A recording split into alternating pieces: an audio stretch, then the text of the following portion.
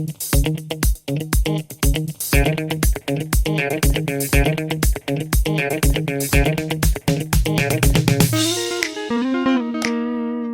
guys and welcome back. It's another beautiful day here out in the wild, 10 minutes away from civilization. I hope you're doing as greatly as I am. I don't know if that's a grammatically correct sentence. I don't care very much. I hope you don't neither.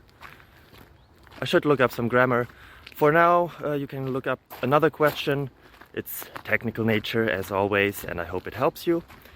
If it does, feel free to leave a like, a comment, subscribe, ring the bell to get notified about every and each other video we do and upload.